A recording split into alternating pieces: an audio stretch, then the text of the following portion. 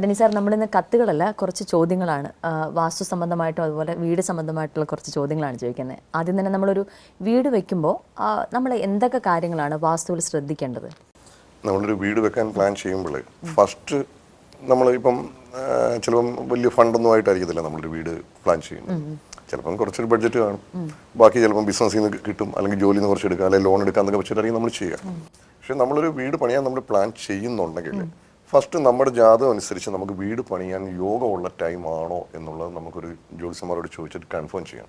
കാരണം വെച്ചാൽ ചിലപ്പം വളരെ മോശമായിട്ടുള്ള ടൈം പീരീഡ് ആയിരിക്കാൻ പറ്റും. കാരണം ചിലപ്പം വ്യാഴം ചിലപ്പോൾ 9 നിൽക്കുന്നൊക്കെ സമയമായിരിക്കും, അപ്പോൾ ചിലപ്പോൾ അത്യാവശ്യമൊക്കെ നല്ല കാശൊക്കെ വന്നിരിക്കും.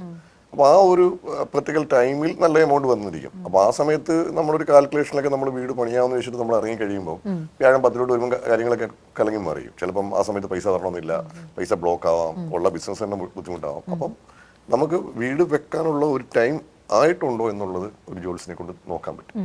അപ്പം കുഴപ്പമില്ല, നമ്മൾ പതുക്കെ നമ്മൾ മൂവ് ചെയ്ത് കഴിഞ്ഞാൽ പതുക്കെ വീട് ഫിനിഷിങ് ഒരു സ്റ്റേജിലേക്ക് എത്തും എന്നൊരു ഉറപ്പുണ്ടെങ്കിൽ നമുക്ക് വീട് പണിയാനുള്ള ആലോചനകൾ നമുക്ക് സ്റ്റാർട്ട് ചെയ്യാൻ പറ്റും.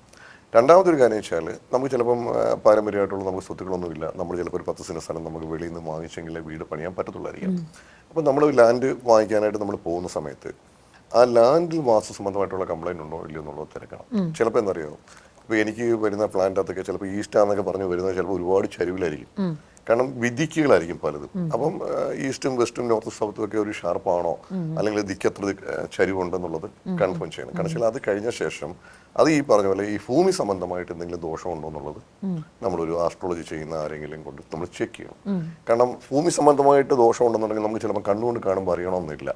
ചിലപ്പോൾ പണ്ട് അതിനകത്ത് വെച്ചാരാനുള്ളതാണോ, പണ്ടത് ശ്മശാന ഭൂമിയായിരുന്നോ, അല്ലെങ്കിൽ അതിനകത്ത് എന്തെങ്കിലും സർപ്പത്തിന്റെ ഇഷ്യൂസ് ഉണ്ടോ, അല്ലെങ്കിൽ പണ്ട് കാവുണ്ടായിരുന്നതാണോ, ഇതൊക്കെ അറിയണമെന്നുണ്ടെങ്കിൽ നമുക്ക് ചിലപ്പോൾ നേരിൽ അല്ലെങ്കിൽ വാസ്തു നോക്കുന്ന പോലെ നമ്മൾ പോയി നോക്കുമ്പോൾ നമുക്ക് അതിനെക്കുറിച്ചൊന്നും അറിയാൻ പറ്റില്ല. കാരണം വർഷങ്ങളോളം പഴക്കമുള്ള ഭൂമിയാണ്. അപ്പോൾ അതിനകത്ത് പണ്ട് എന്തായിരുന്നു എന്ന് അറിയാൻ പറ്റില്ല. അപ്പോൾ ഒരു ആസ്ട്രോളജി ചെയ്യുന്ന ഒരാൾക്ക് ചിലപ്പോൾ രാശിയിട്ട് നോക്കുന്ന സമയത്ത് അതിനകത്ത് എന്തെങ്കിലും ദോഷമുണ്ടോ, അല്ലെങ്കിൽ ദോഷമൊന്നുമില്ല, അല്ലെങ്കിൽ ചെറിയ ദോഷമുണ്ടെങ്കിൽ അതിന് എന്തെങ്കിലും പരിഹാരം ചെയ്യണമെന്നുണ്ടെങ്കിൽ ഉള്ളത് നമുക്ക് പറഞ്ഞു തരാനായിട്ട് പറ്റും. അപ്പം അതിനകത്ത് ഓക്കെ ആണെന്നുണ്ടെങ്കിൽ നമുക്ക് ആ വസ്തു നമുക്ക് വാങ്ങിക്കാൻ പറ്റും. അതിന് ശേഷമാണ് നമ്മൾ ഒരു പ്ലാൻ വരയ്ക്കുന്നത്, ഒരു വാസ്തുക്കാരെ വെച്ചിട്ട് പ്ലാൻ വരയ്ക്കുന്നത്. അതുപോലെ ചില വഴികളുണ്ടല്ലോ. അപ്പം നമ്മളൊരു വസ്തു നോക്കി അതിനകത്തോട്ട് കയറി വരുന്ന വഴി ചിലപ്പം ഒരു നീളത്തിലുള്ള വഴി ചിലപ്പോൾ ഇതിന് അകത്തായിരിക്കും ചിലപ്പോൾ അവസാനിപ്പിക്കുന്നത്, അല്ലെങ്കിൽ ചിലപ്പം പുറത്തൂടെയുള്ള ഏതെങ്കിലും വഴിമുട്ടുകൾ ഇതിനകത്തുണ്ടോ എന്നുള്ളത് നോക്കണം. വഴിമുട്ടെന്ന് പറയുമ്പോൾ ചില ദിക്കിൽ നിന്ന് വരുന്ന വഴിമുട്ട് നമുക്ക് പോസിറ്റീവാണ്, എന്നാൽ ചില ദിക്കിൽ നിന്ന് വരുന്ന വഴിമുട്ട് നമുക്ക് നെഗറ്റീവ്. അത് ഓരോ ദിശ അനുസരിച്ച് അതിന്റെ ദോഷഫലങ്ങളും മാറി മാറി വന്നു. വീട് വെക്കുന്ന ദിശയാണോ? വീട് വെക്കുന്നില്ല, ഈ വഴി ഇപ്പം ഒരു വഴിമുട്ട് വന്ന് കയറുന്ന വടക്ക് പടിഞ്ഞാറ് ഭാഗത്തു നിന്നാന്ന് വെച്ചോ. അപ്പോൾ വടക്ക് പടിഞ്ഞാറ് ഭാഗത്താണ് ഈ വഴിമുട്ട് ഈ കോമ്പൗണ്ടിലോട്ട് കയറുന്നതെങ്കിൽ, അല്ലെങ്കിൽ ആ വടക്ക് പടിഞ്ഞാറ് ഭാഗത്ത് വഴിമുട്ടിന്റെ പ്രശ്നം ഉണ്ടെങ്കിൽ ഈ വീട്ടിൽ താമസിക്കുന്ന സമയത്ത് നമുക്ക് പൈസ വരുമെങ്കിലും പ്രത്യേകിച്ച് ഒന്നിനും നമുക്കൊരു തികയണമെന്നില്ല. അതുകൊണ്ട് നമ്മൾ രാവിലെ ജോലിക്ക് പോകും, അല്ലെങ്കിൽ ജോലിയൊക്കെ ചെയ്തെങ്കിൽ പോലും നമുക്ക് അതനുസരിച്ചുള്ള ഒരു അർഹത കിട്ടില്ല. ഈ പറഞ്ഞ പോലെ അത് നമ്മുടെ ഒരു നല്ല പ്രായങ്ങളെല്ലാം നമുക്ക് ജോലിക്ക് വേണ്ടി കിടക്കും, നമുക്ക് അതനുസരിച്ചുള്ള കഴിവിനനുസരിച്ച് ഉയരാനൊന്നും പറ്റാത്ത അവസ്ഥയും, അല്ലെങ്കിൽ തൊടുന്നതൊക്കെ തടസ്സങ്ങൾ വരിക, ഇതൊക്കെ ഇതിനകത്ത് വരും. അതുപോലെ ഓരോ ദിക്ക് ഇപ്പം വടക്ക് പടിഞ്ഞാറെന്നുള്ളത് തെക്ക് പടിഞ്ഞാറാണെങ്കിൽ അത് വേറൊരു പ്രോബ്ലം ആയിരിക്കും, തെക്ക് ഭാഗത്താണെങ്കിൽ വേറെ പ്രോബ്ലം ആയിരിക്കും, തെക്ക് കിഴക്കാണെങ്കിൽ വേറെ പ്രോബ്ലം ആയിരിക്കും. ഈ ദിക്കനുസരിച്ച് വഴിമുട്ട് വരുന്നതിനനുസരിച്ച് ദോഷഫലങ്ങളും ഗുണഫലങ്ങളും ഉണ്ട്. ഇപ്പം വടക്ക് കിഴക്ക് ഭാഗത്തു നിന്നുള്ള വഴിമുട്ടാണെങ്കിൽ അത് പോസിറ്റീവാണ്. അപ്പം അത് വഴിമുട്ടിന്റെ പ്രശ്നമുണ്ടോ ഇല്ലയോ എന്നുള്ളത് കൺഫേം ചെയ്യണം.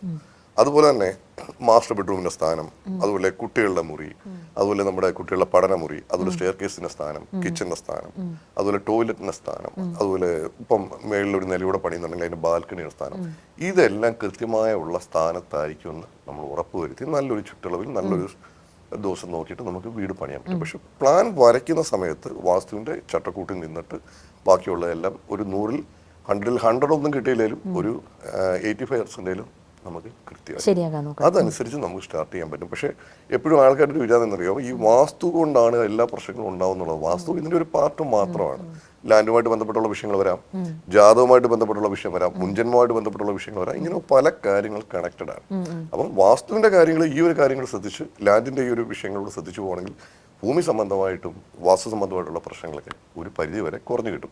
പിന്നെ നല്ല രീതിയിൽ വാസ്തു ചെയ്ത ഒരു വീട്ടിൽ താമസിക്കുമ്പം ഈ പറഞ്ഞ പോലെ വലിയ സമയമോശങ്ങളും വലിയ കാഠിന്യങ്ങളൊന്നും നമുക്ക് അനുഭവിക്കേണ്ടി വരില്ല. കാരണം പഞ്ചഭൂതങ്ങളുടെ ഒരു പ്രൊട്ടക്ഷൻ ഉണ്ടാവും. അപ്പം കുറച്ചുകൂടി നമുക്ക് പോസിറ്റീവ്നെസ് ഫീൽ ചെയ്യും. നമുക്ക് ജോലി സംബന്ധമായിട്ടാണെങ്കിലും തൊഴിൽ സംബന്ധമായിട്ടാണെങ്കിലും കുട്ടികളുടെ വിദ്യാഭ്യാസപരമായിട്ടാണെങ്കിലും കുട്ടികളുടെ ഉയർച്ച സംബന്ധമായിട്ടാണെങ്കിലും നമുക്ക് കുറെ കൂടെ പോസിറ്റീവ് വൈബ് നമുക്ക് ഫീൽ ചെയ്യും. അപ്പോൾ ഈ ഒരു കാര്യങ്ങൾ ശ്രദ്ധിച്ചിട്ട് മുന്നോട്ട് പോകും.